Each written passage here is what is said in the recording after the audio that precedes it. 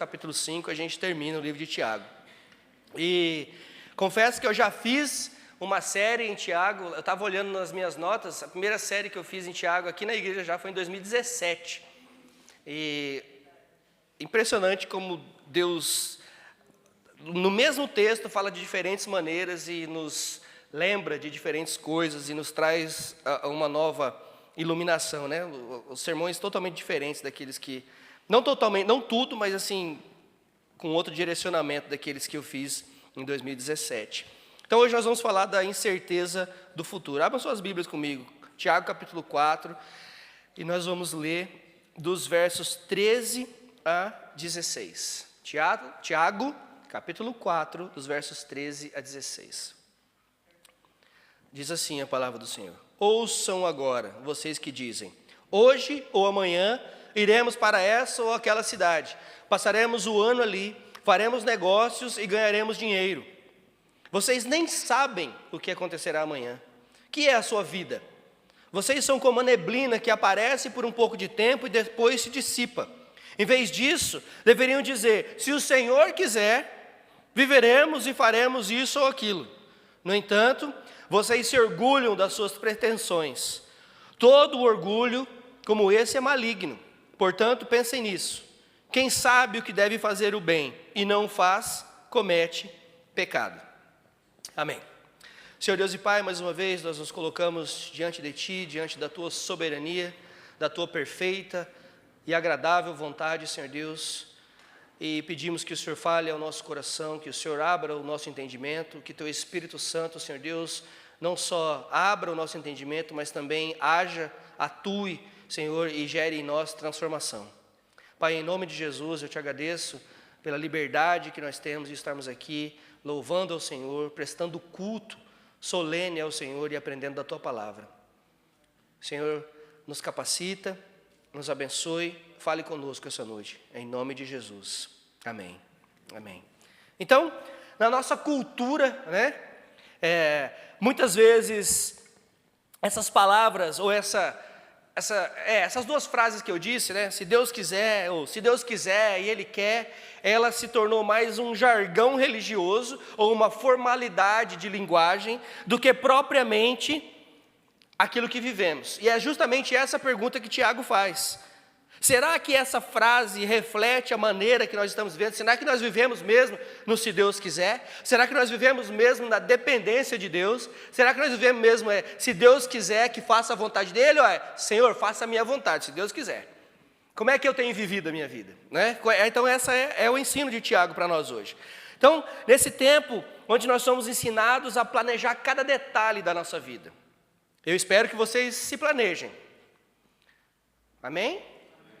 Vocês têm que se planejar, nós temos que nos planejar. Planejamento não é ruim. Planejamento sem Deus é ruim. E é isso que nós vamos aprender hoje. Né? Então, nessa época que nós vivemos, nós planejamos a carreira, nós planejamos os estudos, as viagens, os investimentos, as metas pessoais, as metas profissionais. Nós planejamos tudo. A verdade é essa. Mas Tiago aqui, ele denuncia o perigo muito mais profundo. É a presunção de viver como se fossem senhores absolutos da nossa própria história.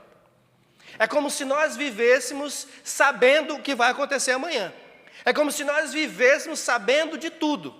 E esquecemos do senhorio, da soberania de Deus sobre as nossas vidas. Olha o que ele diz nos versos 13 e 14, só a parte A. Ouçam agora vocês que dizem, hoje ou amanhã iremos para essa ou aquela cidade. Passaremos um ano ali, faremos negócio e ganharemos dinheiro. Você já se identificou com isso ou não? Quando você estava lá na sua terra, você falou assim, eu vou ali para Londres ganhar um pouco de dinheiro, daqui a pouco eu volto. Foi assim ou não? Ou você está aqui de alegre?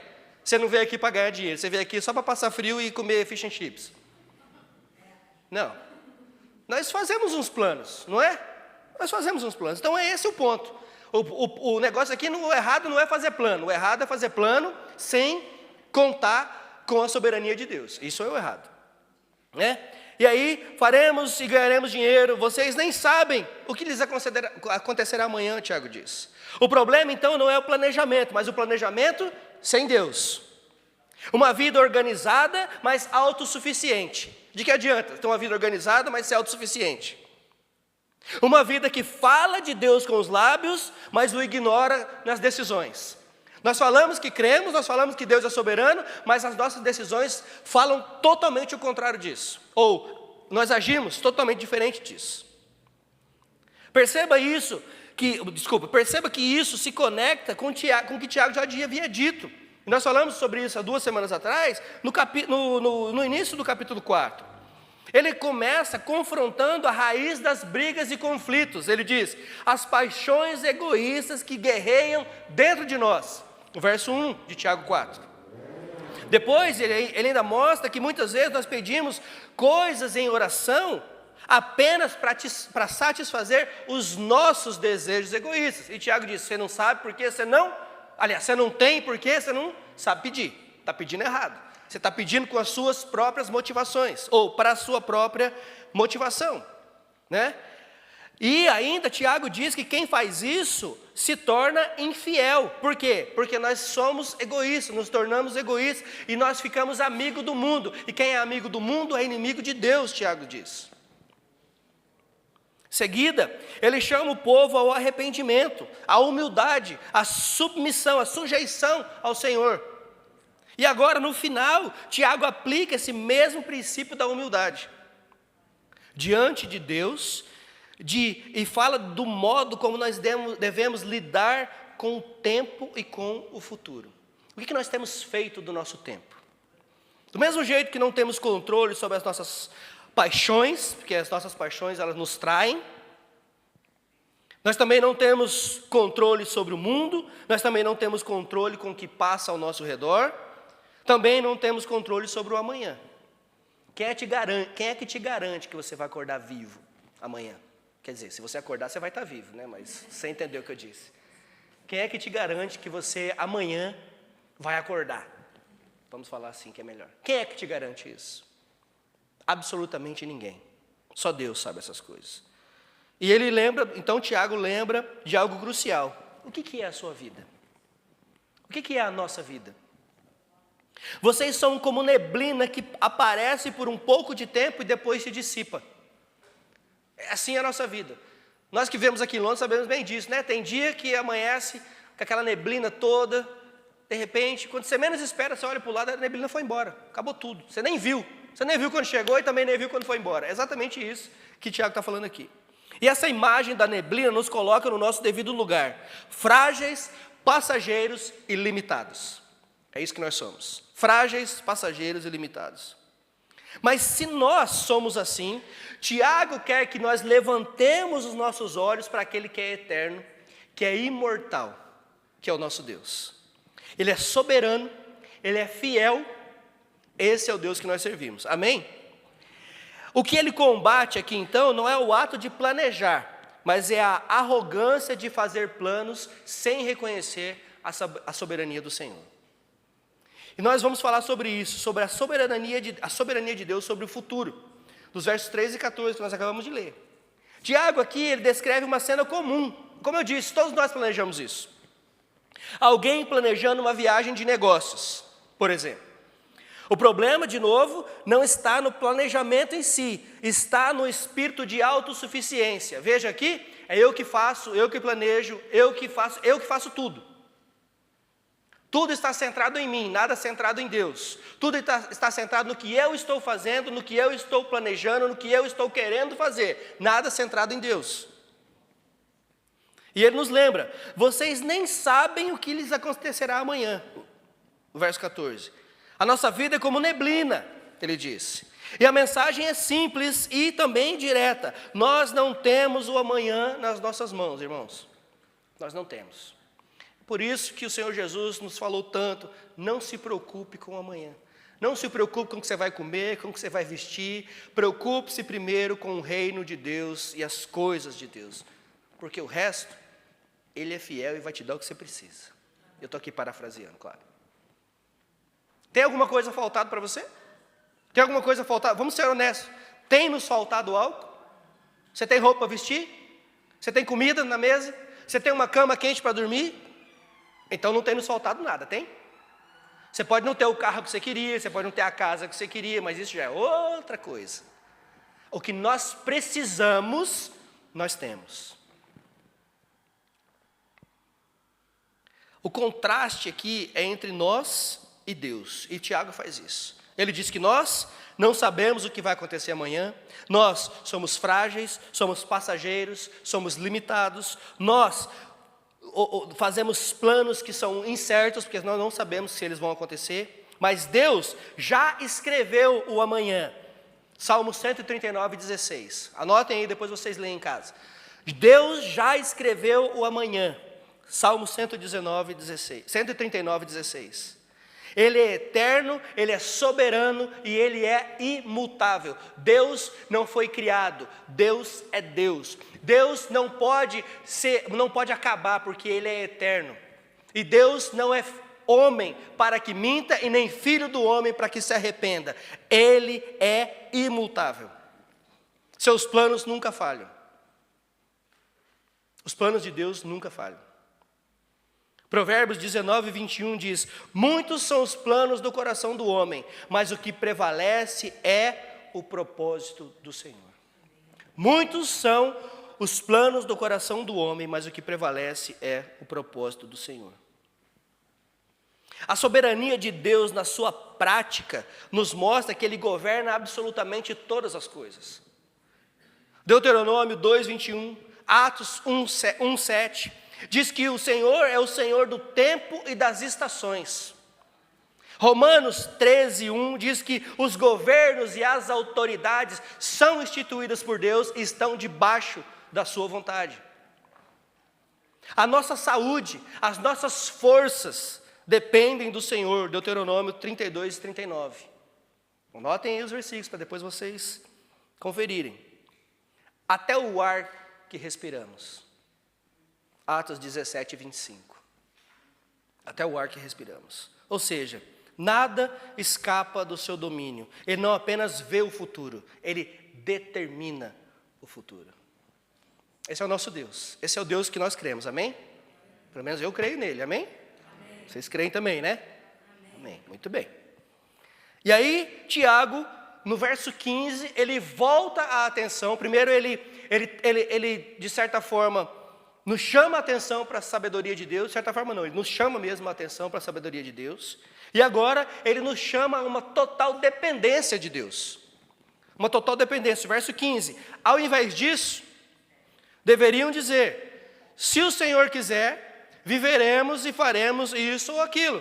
Ou seja, os nossos planos. Então, Tiago apresenta aqui a alternativa correta para o planejamento. Ele contrasta o planejamento arrogante, centrado em nós mesmos, para o planejamento na dependência de Deus. Viver na consciência e na dependência de Deus, para nós é um alívio, irmãos. Quando nós vivemos assim, nós nos sentimos aliviados. Porque nós não ficamos preocupados, nós não ficamos ansiosos, nós não ficamos entediados, nós não ficamos nervosos. Por quê? Porque nós sabemos que o nosso Senhor é quem dá todas as coisas. Não se trata de um simples jargão, como eu disse, mas é uma confissão de submissão. Não é só se Deus quiser da boca para fora, é se Deus quiser vindo do coração, é se o Senhor quiser vindo do coração, é se o Senhor quiser vindo do íntimo do seu ser, dizendo o seguinte: Senhor, eu acredito, eu creio que a sua vontade é boa, é perfeita e é agradável para a minha vida. E aqui, o princípio básico é: a minha vida pertence ao Senhor. A sua vida pertence ao Senhor? Amém. Os meus dias estão nas mãos do Senhor. Os nossos dias estão nas mãos do Senhor. Os nossos planos são sempre secundários diante da vontade do Senhor. Devem ser assim. Pastor, como é que eu sei a vontade de Deus para a minha vida? Alguém já te perguntou isso? Irmão, mas como é que eu sei a vontade de Deus para a minha vida? Como é que eu posso saber?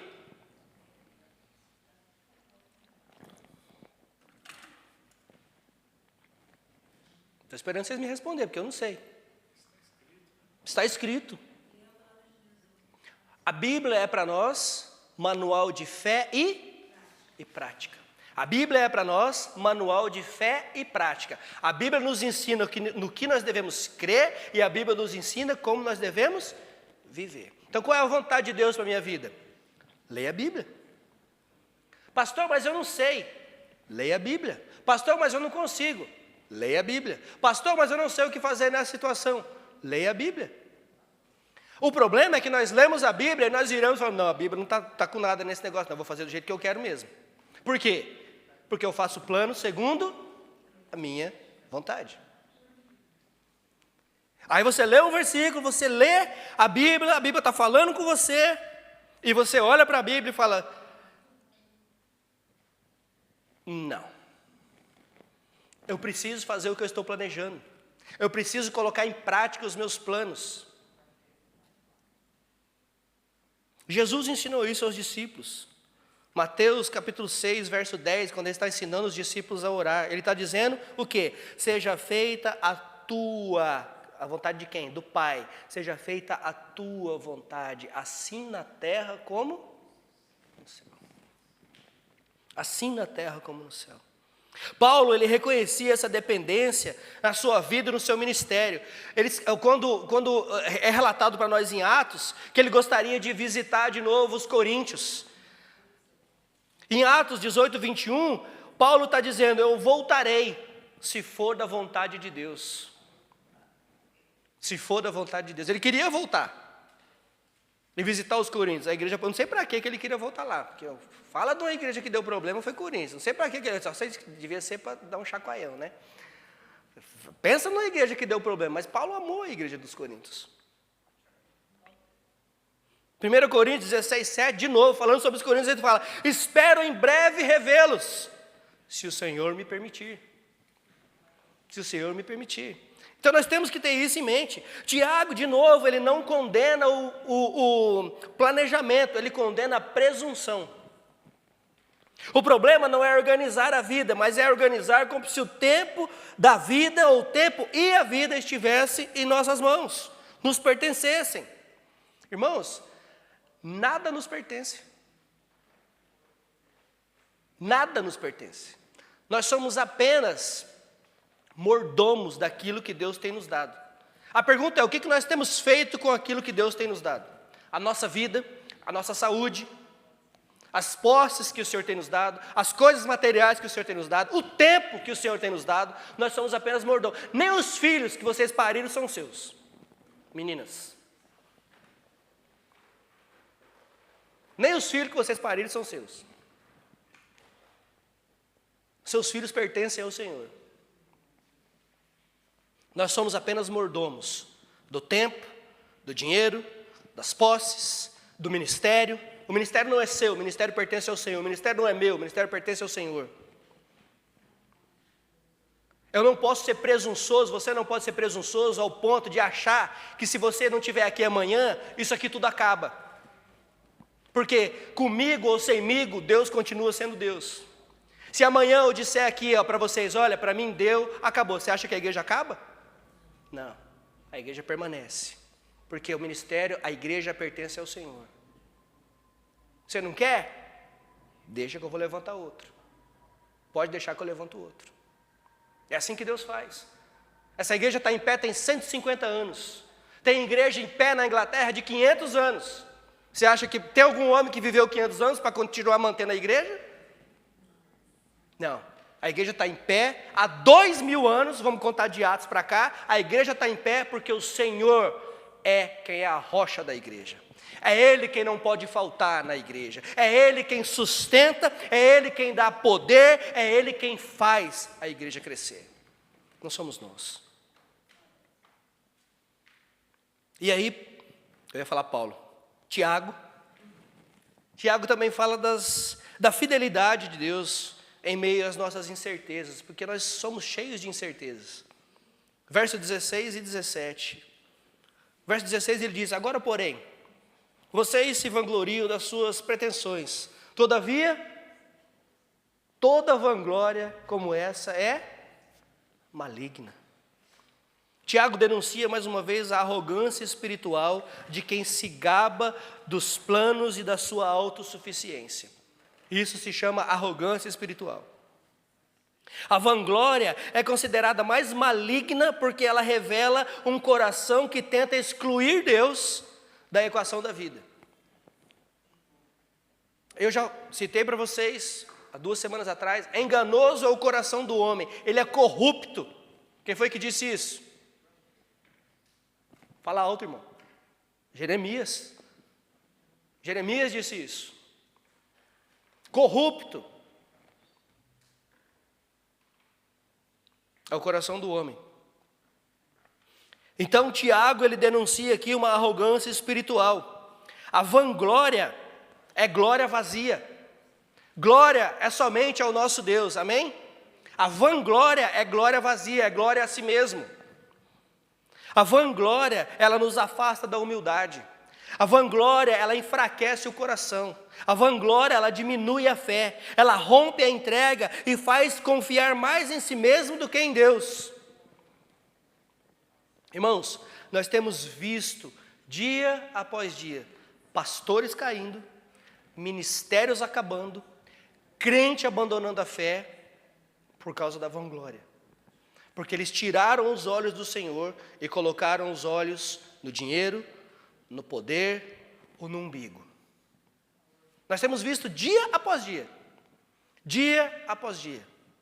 por causa das suas paixões, por causa da corrupção do coração, por causa da insubmissão ao Senhor, por causa da arrogância espiritual. Tem gente que se acha tão espiritual que acha que vai chegar no céu e dar uma dura em Paulo e em Jesus ainda. Quando eu chegar lá, eu vou conversar com Paulo. Que negócio é esse? Quando eu chegar lá, eu vou conversar com Jesus. Por que o senhor fez isso, isso e isso? E eu não estou aqui falando aleatório, não. Eu já ouvi gente falando isso. Irmão, não fala isso nem na brincadeira. Você pode falar que você vai conversar com Paulo, sentar com Paulo. O que você quis dizer mesmo quando você falou aquilo lá? Ficou meio estranho aquilo. Você é brabinho, né? Mas é que tem gente que se acha tão espiritual que eles até nos olham, as pessoas nos olham assim com aquela pose de pobre pecador. Irmãos, diante do Senhor, somos todos absolutamente iguais. Somos obra dele, criação dele, salvos por ele, para a glória dele, para vivermos para ele, para servirmos a ele, para estarmos de uma vez por todas com ele. É tudo acerca dele, não é nada acerca de nós. Nós precisamos aprender isso de uma vez por todas. A igreja precisa aprender isso. E veja só o contraste da vanglória. Ela afasta a humildade, enfraquece o coração, ou enfraquece a oração, ela diminui a fé, ela rompe a entrega. Mas mesmo diante da nossa fragilidade e presunção, Deus permanece fiel. Ele permanece fiel. Ele não abandona os seus filhos, mas Ele nos chama ao arrependimento genuíno. Ele nos convida a confiar nele novamente. Olha o que diz Lamentações 3, 22 e 23.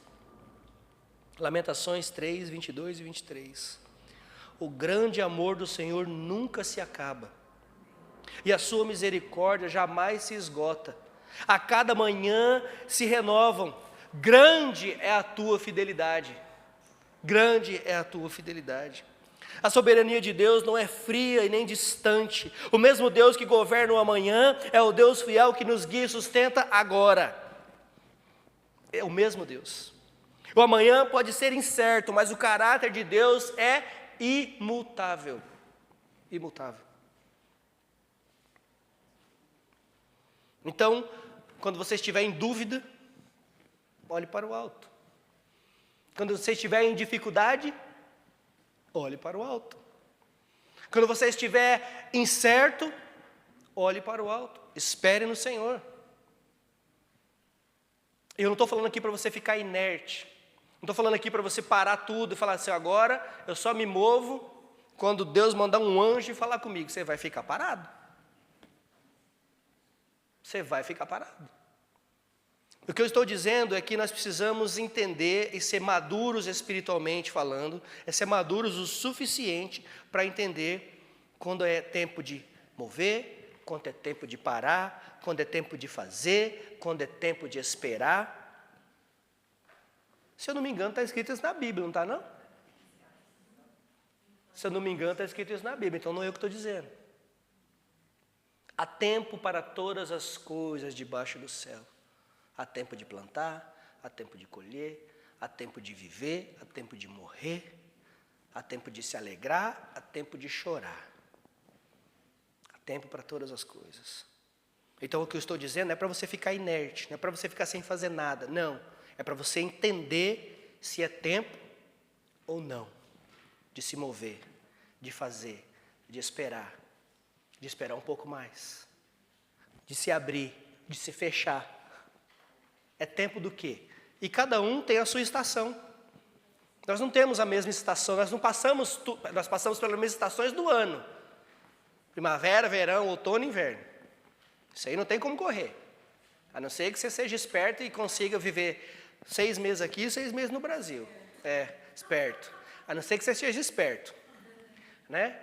Aí você consegue fugir. Mas caso contrário, você vai ter que passar por elas. Vai ter que enfrentá-las. Mas as nossas estações pessoais, cada um de nós temos uma. Nós temos aqui gente de 18, e nós temos gente de, vai ter que ser a senhora, hein? De mais de 60. Ó, você viu que eu joguei para baixo, não sou bobo. Né? Então nós temos gente jovem, nós temos o meio termo, nós temos gente mais maduro na fé. Nós todos estamos em estações diferentes, mesmo quem está na mesma idade, mesmo quem está passando pelos mesmos problemas, às vezes, mesmo assim estamos em estações diferentes, até espiritualmente falando. Estamos assim. E aí, vem a última coisa que Tiago denuncia, que é a omissão. E ele diz que a omissão é pecado. O fazer errado é pecado, mas omitir também é. Verso 17. Portanto, pensem nisso. Quem sabe que deve fazer o bem e não o faz, comete. Vocês têm medo até de falar, né? Quem sabe que deve fazer o bem e não o faz, comete pecado. Pecado. Verso 17. Tiago, então, ele encerra esse raciocínio, ampliando o tema. Não basta reconhecer a soberania de Deus e falar da vontade dele. É preciso também obedecer. Você sabe o que tem que fazer, você só não faz. Eu sei o que tem que ser feito, mas eu não faço. E isso é pecado. Pecado.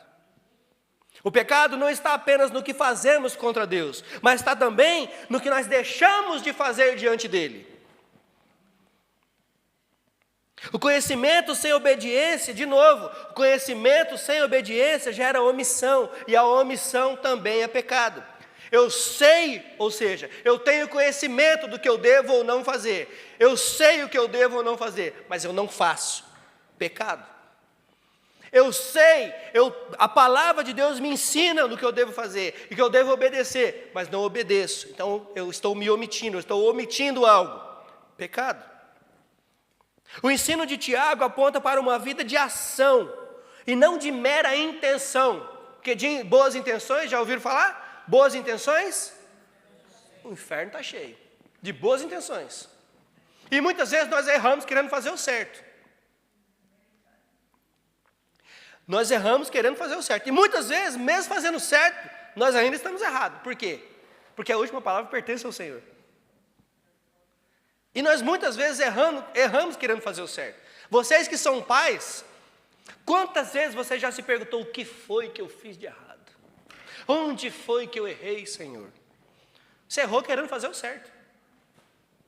Nós erramos querendo fazer o certo. Onde foi que eu errei com a minha esposa? Onde foi que eu errei com o meu marido? Com a minha esposa não, porque a gente não erra. Mas elas devem se perguntar. Né?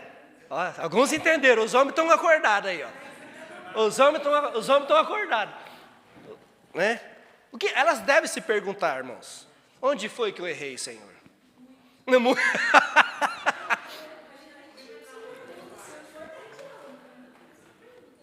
elas perguntam onde foi que errou, nesse sentido, né? Na verdade, a verdade deveria ser: Senhor, por que o Senhor me deixou fazer isso? Por que o Senhor deixou eu casar com esse homem? Né? Não, estou brincando. Né? Mas assim, então, irmãos, acho que a questão toda, um dia eu conversando com alguém, e essa pessoa me pediu uma opinião sobre algo que ela precisava fazer, ok? E era algo muito simples, não era nada estrondoso, nada disso. Pastor, eu preciso de um direcionamento. Aí eu voltei a pergunta para a pessoa e falei assim, tá, o que é que você acha que deveria fazer? Ah, eu acho que eu deveria fazer isso, isso e isso. Isso está de acordo com a Bíblia? Sim. Falei, então por que você está jogando a pergunta de volta para mim? Por que você está jogando a responsabilidade da sua decisão em mim? Porque se eu falar para você diferente da Bíblia, você vai falar, foi o pastor que falou. Foi o pastor que mandou. Foi o pastor que indicou essa saída. Se você fizer de acordo com a Bíblia e der certo, você vai falar também, né? Está escrito na Bíblia, só obedeci. Mas o ponto é, você sabe o que tem que fazer? Ah, a Bíblia diz que eu tenho que fazer isso. Então você sabe o que tem que fazer. A questão aqui é que não é o que você não sabe que você tem que fazer. Você não quer fazer o que tem que ser feito. É diferente. Então a sua oração não é, Senhor, o que eu devo fazer? Senhor, me dê coragem para fazer o que eu tenho que ser feito. Senhor, me dê coragem para fazer o que tem que ser feito. Essa é a pergunta que nós devemos fazer. Senhor, eu sei o que tem que ser feito, mas eu não quero fazer. Pecado, omissão. Senhor, eu sei o que tem que ser feito, me dê coragem então para fazer o que tem que ser feito. Isso é coragem diante do Senhor, isso é maturidade espiritual diante do Senhor. O que tem que ser feito? Responda para você mesmo agora. O que é que precisa ser feito? Qual é a decisão que você sabe que precisa ser tomada, mas não faz? Você está se omitindo. E omissão é pecado. Então, reconhecer a soberania de Deus, Ele deve nos mover a viver em conformidade com a sua vontade, sem adiar e sem desobedecer. Amém? Aplicações práticas para nós. Primeiro, nós falamos da soberania de Deus sobre o futuro, versos 13 e 14. Primeiro, reconheça. Precisamos reconhecer diariamente, você não é Deus. Deixa eu te contar uma novidade, caso você não saiba. Você não é Deus. Eu não sou Deus. Amém? Que bom, né? Que nem eu e nem você somos Deus. Senão já tinha acabado com tudo. Tinha fuzilado tudo já, não já? Já tinha acabado com tudo. Falei, Senhor, eu vou falar, quer saber? Eu vou começar tudo de novo. Já tinha tido uns 35 dilúvios. Não era um só, já tinha tido uns 35. Vamos acabar com tudo e começar de novo, porque não está dando certo. Então, graças a Deus, eu e você não somos Deus. Amém? O amanhã não está no nosso controle. Adianta você se descabelar, adianta você ficar com dor no estômago, de tanto nervoso com o que vai acontecer amanhã. Você sabe se o amanhã vai acontecer? Então, de que adianta? Você ficar doente? Você já viu alguém doente porque acha que algo vai acontecer daqui 10 anos? Tem gente que fica. Isso se chama ansiedade. E a ansiedade é a doença do século. E a ansiedade gera outras coisas, outras doenças. Então, o amanhã não está no nosso controle. Nós devemos entregar os nossos planos a Deus em oração antes de se lançar a Ele. Lembra da oração? Senhor, seja feita a tua vontade. Não é, Senhor, abençoa a minha vontade, em nome de Jesus, amém. Não, abençoe a minha vontade se ela estiver de acordo com a sua vontade, mas que a sua seja feita. Evite a ilusão da autossuficiência. A riqueza, a saúde, a estabilidade financeira pode mudar em segundos. Em segundos. Depois, A nossa total dependência de Deus, verso 15. Faça do se Deus quiser, não um jargão, mas uma confissão de oração, uma confissão de fé diária nas nossas vidas. Ore antes de tomar decisões, seja elas grandes, pequenas, ore. Recalibre os seus planos, pergunte sempre, isso glorifica a Deus? Está aí uma coisa que nós precisamos aprender a fazer. Esses meus planos, eles estão realmente glorificando a Deus? E a fidelidade de Deus em meio às incertezas, o verso 17 nos ensinou, quando os nossos planos falharem, confie no caráter de Deus que é imutável. Porque os nossos planos vão falhar. Vão falhar. Mas Deus não muda. Substitua a vanglória por gratidão. Eu estava hoje falando com alguém antes do culto, né? Eu estava falando assim, olha, sabe o que eu aprendi? Sabe o que eu tenho aprendido? É em focar nas coisas boas que estão acontecendo, ao invés de focar nas más que não estão, ou que estão acontecendo. Porque quando nós focamos só na negatividade, quando nós focamos só nas coisas ruins, quando nós focamos só nos problemas, adivinha o que vai acontecer com você?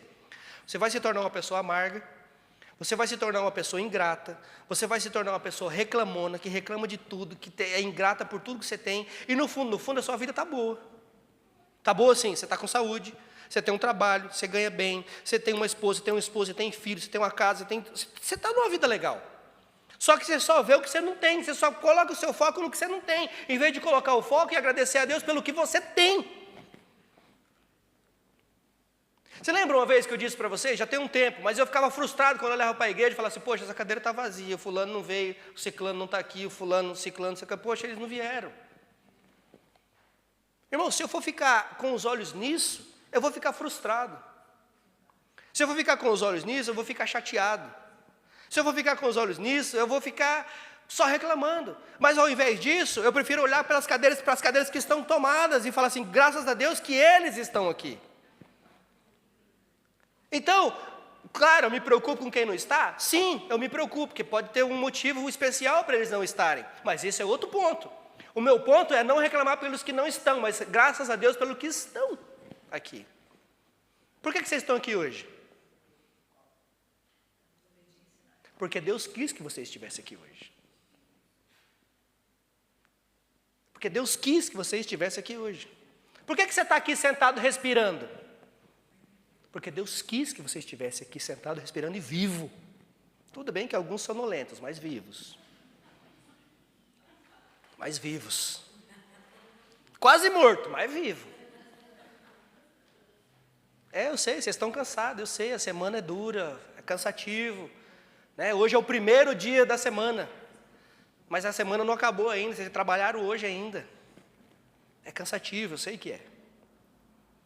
Então lembre da fidelidade de Deus também ali. Quando nossos planos falharem, confie no caráter de Deus. Lembre-se, incertezas não significam da ausência de Deus, amém? As nossas incertezas não significam que Deus está ausente. Mas Ele nos dá oportunidade de exercitarmos a nossa fé. Nós aprendemos isso lá no capítulo 1, lá nos primeiros estudos de Tiago. Se você esqueceu, volta lá, vai no YouTube, está lá. E depois, por último, o pecado da omissão. Não adie o que o Espírito Santo está lhe impulsionando a fazer hoje, agora. Pratique o bem hoje, faça uma ligação, mande um texto, diga uma palavra, um gesto de generosidade, um perdão, faça hoje. E quem te garante que você vai estar aqui amanhã? Faça hoje. Irmãos, não basta evitar o mal, é preciso viver no bem. Agir com o bem. Entenda de uma vez por todas que a obediência é sempre urgente, porque o amanhã pode não chegar. E eu não me canso de falar isso. O amanhã pode não chegar. Então Tiago, ele nos chama, aqui nesses poucos versos, ele nos dá um ensinamento tremendo sobre humildade, dependência e obediência diante do Senhor que é soberano. O futuro não nos pertence, ele pertence ao Senhor. A nossa vida é breve, mas o caráter de Deus é eterno. Por isso, não vivamos com vanglória, mas vivamos na dependência, submissão ao Senhor. Não deixemos para amanhã o que nós podemos fazer ou devemos fazer hoje. Irmãos, nós só sabemos, para quem é crente, nós só temos duas certezas nessa vida. Duas. Você não vai ficar para semente, você vai morrer. Nós vamos morrer e o Senhor Jesus vai voltar. Essas duas certezas nós temos. Nós não vamos ficar para semente. Já ouviram esse termo? Ficar para semente? Ficar por aí? Nascendo, morrendo, caindo, germinando de novo, nascendo, morrendo, caindo. Não. Isso não somos nós. Nós não acreditamos em reencarnação. As duas certezas que o crente tem é que nós vamos viver essa vida, passar por ela. Nós estamos aqui, o Simon disse isso hoje muito bem, hoje de manhã. Nós estamos aqui de passagem. O nosso lar não é aqui. O nosso lar é com o Senhor. Um dia estaremos com Ele no nosso lar celestial, eterno, imutável, grandioso, soberano, perfeito, com o Senhor, que é grande, poderoso, perfeito e soberano. Estaremos com Ele. Então, o nosso lar não é aqui. Então, quando as coisas estiverem difíceis, olhe para o alto. Quando as coisas estiverem fáceis, vai ser difícil, mas se estiverem fáceis, olhe para o alto e seja grato. Se as coisas não estão dando certo, confie na soberania de Deus. Se as coisas estão dando certo, confie que é Ele quem está fazendo na sua vida, então seja grato a Ele. Quando as coisas não saírem do jeito que você está planejando, olhe para o Senhor e alinhe os seus planos com os planos de Deus para a sua vida. Não tem como dar errado. Quando nós confiamos, quando nós nos colocamos na dependência do Senhor, não tem como dar errado. O Senhor Jesus, quando começou a falar da sua crucificação, quando começou a falar da sua prisão, da sua crucificação, até da sua morte, alguns indagaram, principalmente Pedro, falaram: Senhor, mas peraí, não é bem assim.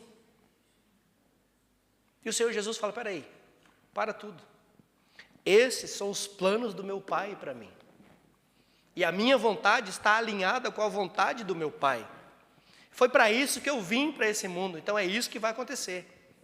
Nada o que você fale, nada o que você diga, nada o que você faça vai mudar isso. Porque a vontade de Deus é boa, perfeita e agradável. E para nós, ainda bem que foi. Que é por isso que nós estamos aqui. Porque Ele nos comprou por alto preço. Ele se entregou na cruz do Calvário por nós. Ele nos diz: olhe para mim. Olhe para mim. Então, quando as coisas estiverem difíceis, irmãos, fite os seus olhos nele. Nele. Porque Ele é o autor e consumador da nossa fé. Ele é quem começa, Ele é quem trabalha no durante, e é Ele quem termina. Como o pastor Kleber gosta de pregar, falar muitas vezes, para nós não importa como nós começamos, importa como nós terminamos a nossa carreira. É isso que importa. Então sejamos fiéis, amém? Vamos orar? Senhor Deus e Pai, hoje fomos lembrados pela Tua palavra que o futuro é incerto, que o futuro não está em nossas mãos, mas somente nas Tuas mãos. Senhor, nós confessamos diante de Ti a nossa arrogância muitas vezes, a nossa prepotência, quando planejamos sem considerar a Tua vontade. E pedimos perdão por isso, Senhor. Perdoa por tantas vezes vivermos como se fossem senhores do tempo. Perdoe como se muitas vezes nós vivemos, ó Pai, achando que nós temos o controle de tudo, quando na verdade cada dia é um presente que vem diretamente do Teu trono sagrado para nós. Nós reconhecemos que a nossa vida é breve, como a neblina, mas Tu és eterno, fiel e soberano, Senhor. Por isso hoje nós nos rendemos mais uma vez ao Senhor e à Tua soberania. Que nosso coração aprenda a dizer não apenas com os lábios mas com a nossa vida. Se o Senhor quiser, viveremos e faremos isso ou aquilo. Guia os nossos passos, corrige, Senhor, os nossos planos, sustenta a nossa fé. E que tudo o que fizermos, a Tua vontade seja feita aqui na terra, como também no céu. Nós te pedimos, ó Pai, com corações contritos, tementes, obedientes ao Senhor. Nos ajuda, nos dê sabedoria, nos dê discernimento de espírito e principalmente a Tua humildade. Abençoe a Tua igreja, Senhor Deus. No nome santo do Senhor Jesus, nós oramos e te agradecemos. Amém. Amém. Tem uma música para a gente cantar junto.